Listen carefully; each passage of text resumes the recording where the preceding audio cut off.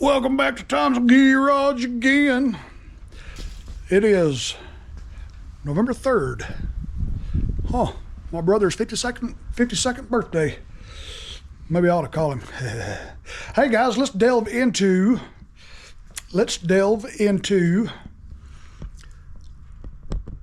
some tools. These are the tools I use in my shop on the things people bring me in the area I live in. Different parts of the country, you can have different stuff, I work on a lot of, this is the third DYT 4000 this week. Weird. But let me show you my tools that I use. I'm gonna start with this, I'm gonna start with the top box. And I ain't gonna make no hour-and-a-half long video trying to do it all. I'm gonna break it down into edible bites for you. I'm expecting a customer, by the way. It's like 3:30 and I just have got to recording a video today. But let's see, this is the top box right there. And these are the things I keep on top, my go-to. These ain't tools, these are parts, but this is your famous little Briggs & Stratton Intech cam shafts that the little compression release just loves to break. I keep this so I can show customers and explain to them what their problem may be. It's just a teaching tool for customers. And this also, the first 6 months of every season is people bringing me lawnmowers that's been sitting. And I can take this carburetor, this is probably on 80% of the stuff I work on. Even if it's not, it's still a good teaching tool. You can take the bowl off and you can explain to the customer what their problem may be. So many carburetor cleanings. Man, that's what I do most, is carburetor cleanings. And of course, you've got your famous steel plastic camshaft. It ain't been long since I've done a video on that. Little plastic 4-mix camshaft. These I keep handy right here. These little wire brushes I put in the drill. These are good when I replace head gaskets and valve cover gaskets and stuff. I pop that in the drill and get it real nice and clean and use that for hard to reach spaces. This is good for cleaning your cylinder heads, the combustion chambers, getting up in them valves, and you can make it pretty. Makes life a whole lot easier than trying to use scrapers and all that emery cloth and Scotch-Brite pads. And oh yeah, here's a head gasket off an Intech I keep, Briggs & Stratton too. I like to show customers, you got a blown head gasket, I believe, and this, I could take this and show them. I'll say, this is your problem. And what I'll have to do, let's see what else we can dig into up here. This is my Mighty Vac MV8500. This is a vacuum and pressure tester. You can do vacuum, flip it over, and you can do pressure testing. Let's shut the camera down and I'll give you a little overview. This thing is very handy in a lawnmower shop. Well, automotive shop, any style shop. You got your pressure gauge. Let me pick it up a little bit so you can see it. You got your vacuum and pressure gauge. Yep. If that needle goes left, it's vacuum. If it goes right, it's pressure. And what you do is you just take and flip this little lever right there. Flip it that way for pressure testing. Flip it down for vacuum testing. Let's see. I'm going to put my finger over the end of that.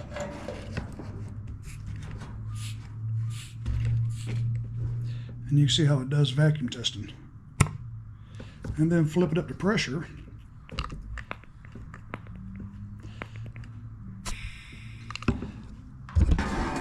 I like to use this on like right here, a 2-stroke engine. This is out of a steel, I think, an edger, stick edger. So See, this little 2-strokes, they run on, they got to be completely sealed. They run on vacuum. The vacuum pulse is what operates the fuel pump inside the carburetor. So what I would do is I would take the muffler and carburetor off. You have all these little blocks. This will replace the carburetor. And then you can take the muffler off and put this over the exhaust port, and you can seal off the muffler, seal off the exhaust port. And this will replace the carburetor. Then this has the nipple on it, and that's where you put your vacuum and pressure tester to see if you got a vacuum leak. You know, all kinds of different plates. I don't have one, but I would like to have. I've seen them made on YouTube. Somebody will take a spark plug and knock the top off of it and make a nipple out of that, and they can just put their tester here, block those off. And I got to get me one of them. But what I would do is take the 2 bolts holding the muffler and just wedge a piece of rubber in there and tighten it back up. Take the carburetor off. Put whatever block corresponds, you know, whatever you can use. And I have accumulated this. Wow, there's one for a oil tank, gas tank. There's one for the oil tank. I have accumulated this stuff over the last 25, almost 30 years. And here's the little rubber, you can get these at the hardware store in squares. They're like $2.99. You get them in different thicknesses. And you can see I've been cutting on them for a long time. And this, I'm trying to show you my pressure and vacuum tester, but I'm keep getting sidetracked and changing my subject. This is my gasket cutter. Make your own gaskets, different size. Pop it on there and you can smack it with a hammer. I set it right there on the vise. Nice solid surface, and you just bang a hole in whatever you need to bang a hole in. Gasket material, that rubber material there. And then you got your valve grinding compounds.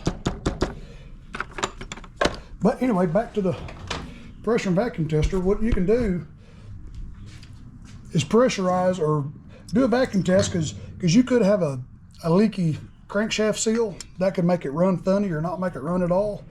What I do is I like to pressurize this engine, and what I would do is just take this whole thing and just dunk it right in a big bucket of water, and you can see where it's leaking from. It could be leaking from the cylinder gasket, one of the seals, you know, it could be leaking anywhere it's put together. Yeah, I've got videos in the past where I've used that. You can look back and see. Let's find another little thing to look at. This is one thing I grab a lot. And this is my carburetor leak detector for 2-stroke carburetors.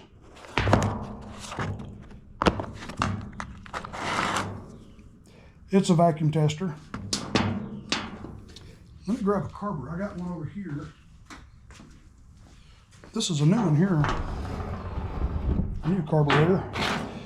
Make sure this little valve right here is closed off. You can open that and relieve the pressure. I keep calling it a vacuum. That's a pressure tester. So what I'd like to do is grab one of these clear hoses, fit on the end of that, then I'll take the other end. You can put it right there on the purge inlet.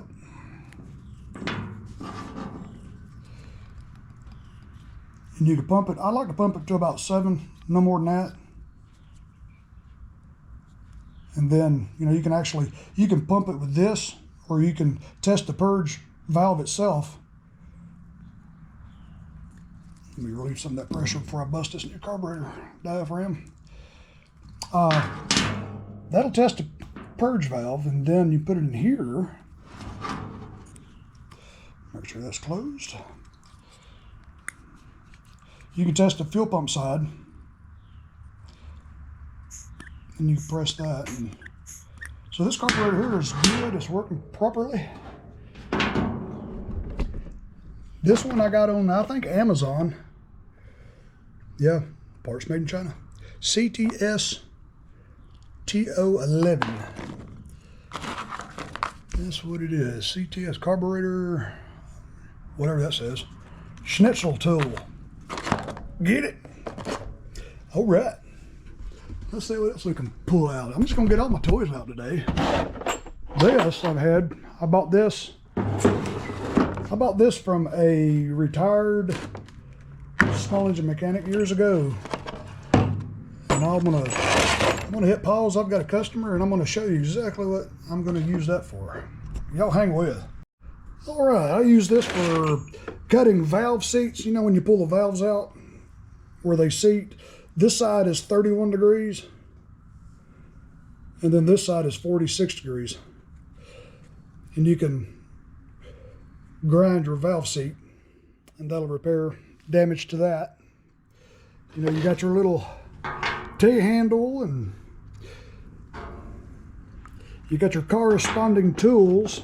Whatever size your valve stem is, this will go down in there. Let's see, it goes backwards. And you can stick that through there like that. And that's how you do that. You just grind your little stem. Well, actually, that's still backwards. Like that. Like that. I'll get it right here in just a second. And then you can just grind your valve seat.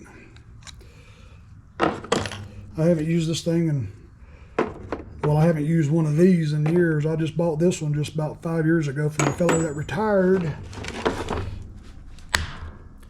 He's a nice old guy. He's had 3 shops in his whole life. That's all he's ever done. And then he decided to retire and he sold me a bunch of his special tools. 2 months later, he found out he had stage 4 cancer and he died. Well, ain't that just the luck right there? Let's see. Let me look at here what we got in this box. This is my valve spring compressor. You've probably seen me use this one or one like it in some of the the head gasket, blown head gasket videos where I'm redoing the head. Put that on the valve. I don't think I've ever actually used this one before. I bought this one just a couple of years ago off Amazon. Well, I don't even, the tag's gone. I don't even remember how much I paid for it. But don't believe I've ever even used this one. So what you do is you screw this in there. Wow, I don't even know if I've ever even used this thing. I'll have to figure this one out. That's why I've never used it, because it's kind of complicated. Huh. I don't think I got all the parts to it. But the ones I do use, I keep this drawer here full of the valve spring compressors. I got these manual types. Some of these I've had since high school, which has been probably over 30 years. This is the one I use a lot on a Briggs overhead valve engine. This is one style of valve cover, spring compressor. I don't know why I just said valve cover. Put it on there and push it down. Simple and very handy. Simple and handy. Here's another style. But like I said, these are my go-tos right here. And sometimes I can take the head and set it on the workbench on top of a small wooden piece of 3/4 plywood. Let the combustion chamber go over it. Usually I got strength just to push it down and get the valve spring keepers out of there just by hand. So let's see what else we got here. This is another tool you've probably seen me use on blown head gaskets. Let me set the camera down again and I'll kind of demonstrate it. So all you do on this, you screw this into the spark plug hole, and you've got different adapters for different size spark plug holes. And then you can,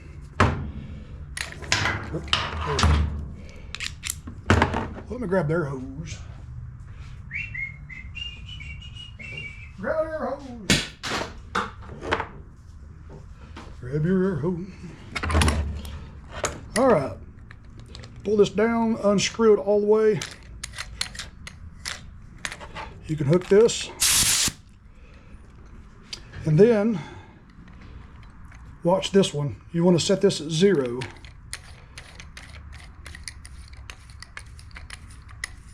Yep, there it goes.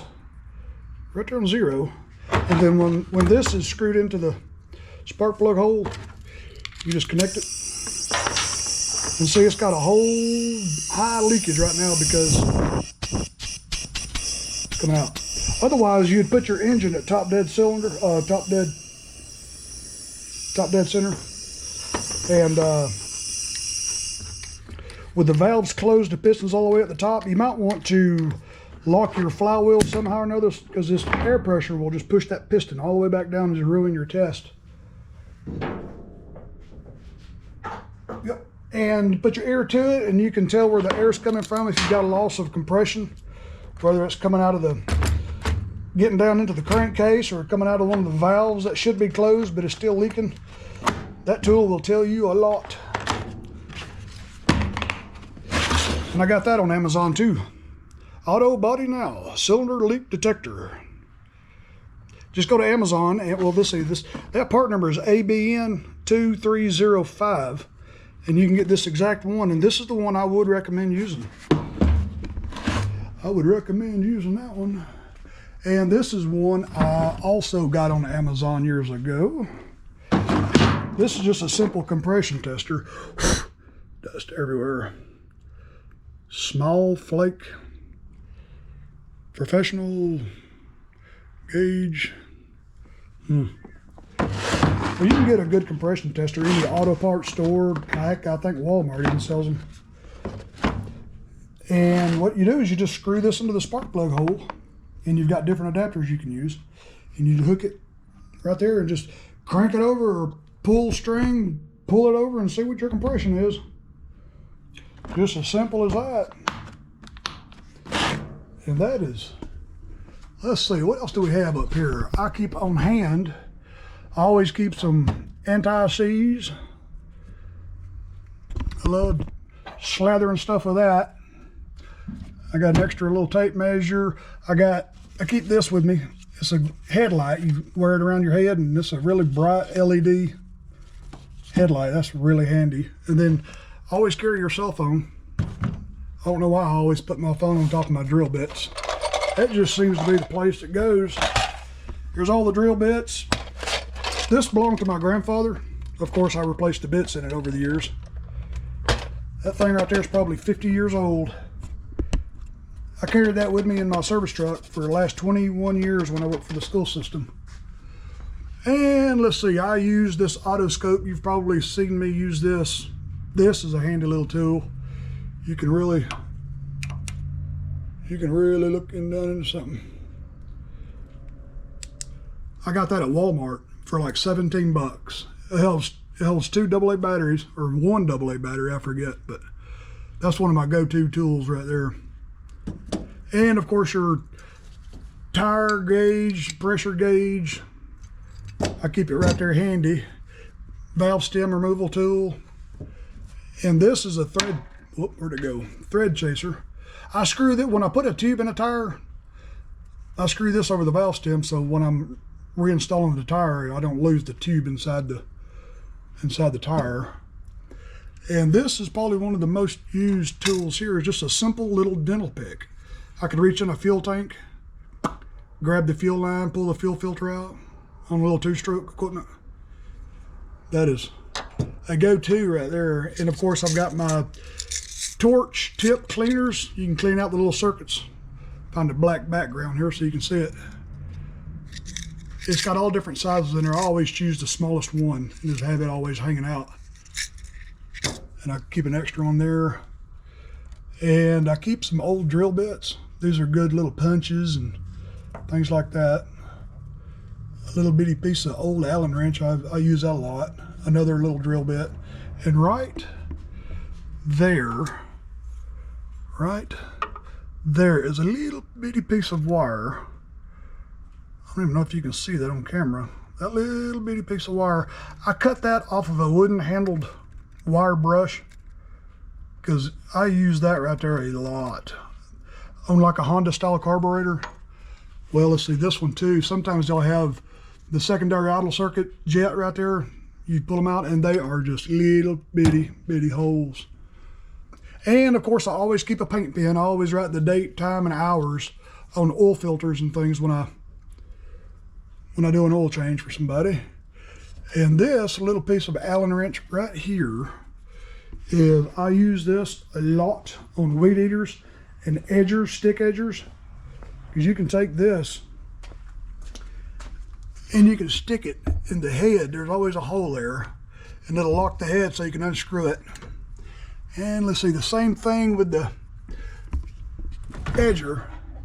It's got a hole you can stick it in and lock it so you can take the blade off. That is handy dandy right there. That is the perfect size I use. Let's see, this video may just be going through the top section here of what I like to grab on a minutely basis. And here, I'll go ahead and show you this. These are all my end wrenches. I keep these handy go-to end wrenches. They're old, they're not great. I've had them forever. Some of these were my grandfather's, some of them were my dad's. You know, I've never spent a whole lot of money on tools. I do have some that are high quality brand, but I've just never spent a lot of money on tools because I'm rough on stuff. All the standard sizes, and I always keep a few 10 millimeters right there. I use them a lot. You know, I always keep a adjustable wrench. That comes in handy a lot. And these three pliers, I remember back in the early 90s, I always kept these right by the toolbox.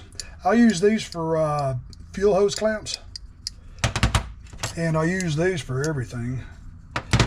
And I use these for cutting fuel line. I know that'll make a lot of people cringe. Fuel lines, zip ties. When you put zip ties on something, you can snip off the excess. And there's a solenoid I just replaced for a guy. Here, look at that belt. Spark plug gapper. Little spark plug gapper tool. Keep that handy right there. Wow. Fuel line clamp tools. I grab this 2 or 3 times a day. And I made these. I just bought some cheap little $3 auto parts store vice grips. And I cut these little pieces of metal and welded them on there. These are some of the first hose clamp, fuel line clamps. So you can pull the line off and gas won't go everywhere. And I keep a little array of different vice grips here. These needle nose, I've had these forever. And these are really, really handy sometimes. I about got them wore out and bent up and warped up. And these long needly nose and this channel locks, I use them a lot. And these two pliers right here, these are really, really nice, really handy, real long, slender. I use these a lot when I'm installing fuel lines in a 2-stroke stick equipment, whether it be a backpack blower or edger, weed eater.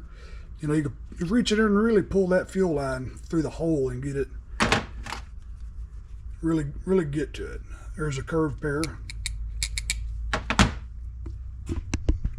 Some of my favorite stuff.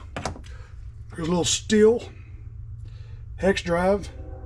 I don't use that as often as I used to.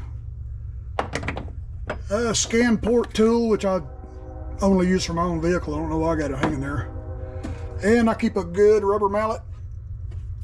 I use that, you saw me in the video use that. What was I doing? I had to, oh yeah, I was doing an autopsy on something. I had to beat the cylinder off the piston. And I keep a variety of ball peen hammers. I bought these probably 25 years ago. And of course, my little array of spark plug wrenches. I've had that since the early 90s when I was a steel dealer. I keep 3 sizes, the most common spark plug sizes. And I keep some really long ones in there too. Those are good for motorcycles and ATVs and hard to reach spark plugs. And I keep, this is a line of Torx drivers, little Torquey driver. I got T30 all the way down to number 15 there. So those are my go-to little Torx drivers. And I keep a whole set of Allen wrenches. These are the standard sizes.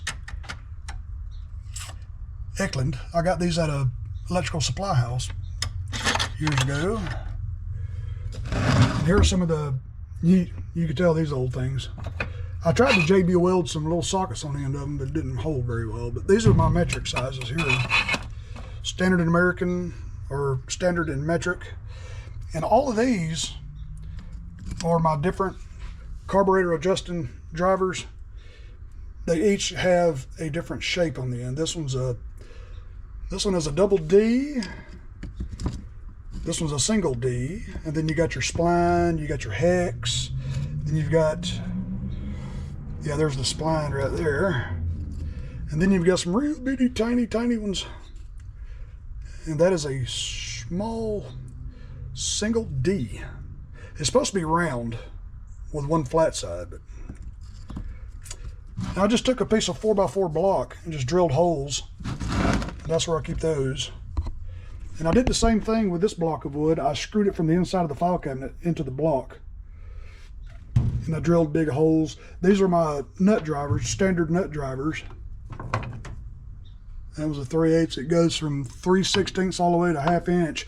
And the shafts are hollow. So it don't matter if it's a threaded rod, you got to go way down over a little deep well. And they've got a little magnet in there too. I got those from the electrical supply house, Klein Tools. You can get those at Home Depot and Lowe's and things. And right here I drilled holes and I put my go-to Torx drivers, T20 through T30. Yep. I just drilled some angled holes and that's where they sit. And these I can grab and I can just stick these right in the impact. And I also keep on hand all these little drivers. And I love these things right here, different length extensions. Pop that right in your impact. Put your little drive tools in there, all these little drive tools. And that's what I use over here more.